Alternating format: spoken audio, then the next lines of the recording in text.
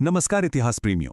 75 district show की इस खास प्रस्तुति में आज फर्रुखाबाद जिले की शानदार विरासत को खंगाला जाएगा। ऐतिहासिक तथ्यों को बस रटना नहीं है, बल्कि उन्हें कहानी की तरह समझना है ताकि वे हमेशा के लिए याद हो जाएं। तो चलिए बिना किसी देरी के इस दिलचस्प सफर की शुरुआत करते हैं। आज की इस चर्चा के मुख्य पड़ाव कुछ इस प्रकार हैं। पहले नामकरण और स्थापना, फिर प्राचीन किंवदंतियां, उसके बाद जिले की नदियां, पर्यटन और विरासत, स्थानीय शिल्प और बिल्कुल अंत में ज्ञान परखने के लिए एक मजेदार क्विज। पहला भाग, नामकरण और स्थापना। देखते हैं कि फर्रुखाबाद की उत्पत्ति आखिर हुई कैसे। अगर हम समय के पन्ने पलटें तो प्राचीन काल में ये क्षेत्र गंगा और रामगंगा नदियों के तट पर काफी सक्रिय था।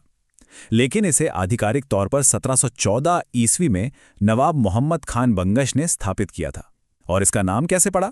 यह बहुत ही चतुराई से 18वीं शताब्दी के मुगल शासक फर्रुखसियर के सम्मान में रखा गया था। यही वो ऐतिहासिक नींव थी जिस पर आज का फर्रुखाबाद खड़ा है। अब बढ़ते हैं दूसरे भाग की ओर, प्राचीन किंवदंतियां, खासतौर पर कांपिल्य और संकीसा से जुड़ी ऐतिहासिक कहानियां। ये क्षेत्र इतिहास का एक खजाना है। ऐतिहासिक नगर कांपिल्य को ही ले लीजिए, जिसे आज कपिल कहा जाता है। ये महाजनपद काल के दौरान केवल दक्षिण पांचाल की राजधानी ही नहीं हुआ करता था, बल्कि इसका एक बहुत बड़ा धार्मिक महत्व भी है।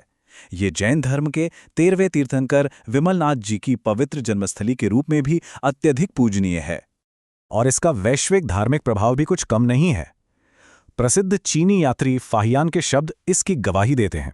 उन्होंने लिखा था कि संकिसा बौद्ध धर्म के अनुयायियों के लिए सबसे बड़ा तीर्थ है, जहां भगवान बुद्ध ने निरंतर 3 महीने का समय बिताया था। सोचिए, एक ही जिले में इतनी अलग अलग आध्यात्मिक धाराएं एक साथ बह रही हैं। तीसरा भाग, जिले की नदियां, जो असल में इस क्षेत्र की भौगोलिक जीवन रेखाएं हैं। ये आंकड़ा सच में चौंकाने वाला है। कुल 8, जी हां, 8 प्रमुख नदियां इस एक ही जिले से होकर गुजरती हैं।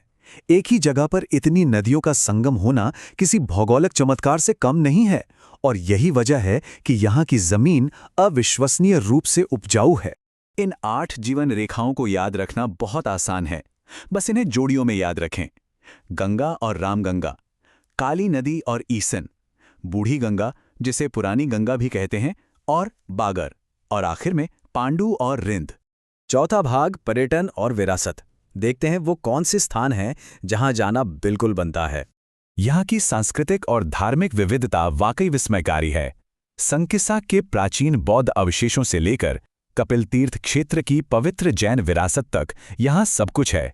और इतना ही नहीं, रामेश्वरनाथ महादेव का मंदिर, श्री शेखपुर की दरगाह और प्रसिद्ध पांचाल घाट भी पर्यटकों को अपनी ओर खींचते हैं।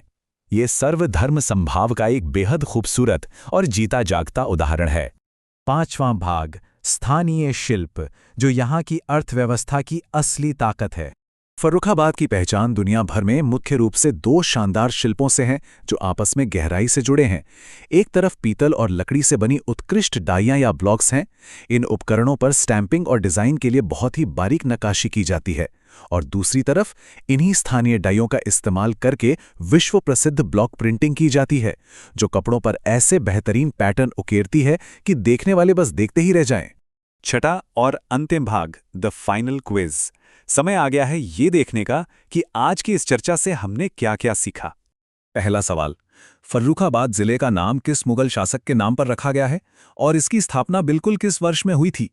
इस बुनियादी ऐतिहासिक सवाल का जवाब तुरंत नीचे कमेंट्स में शेयर किया जा सकता है। दूसरा सवाल, महाजनपद काल के दौरान कांपिल्य किस विशिष्ट क्षेत्र की राजधानी हुआ करता था?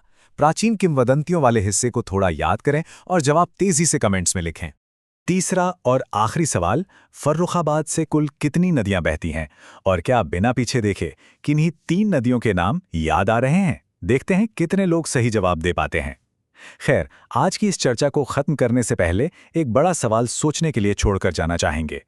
जिस एक ही जिले की मिट्टी ने जैन तीर्थंकरों की जन्मस्थली, भगवान बुद्ध के शांति संदेशों और मुगलों के इतिहास को एक साथ सहेजा हो, क्या वो महज एक भौगोलिक क्षेत्र है या फिर भारत की अखंड सांस्कृतिक आत्मा का एक विशाल संग्रहालय? इस पर जरूर विचार कीजिएगा। मिलते हैं अगली बार एक और नए ऐतिहासिक सफर पर।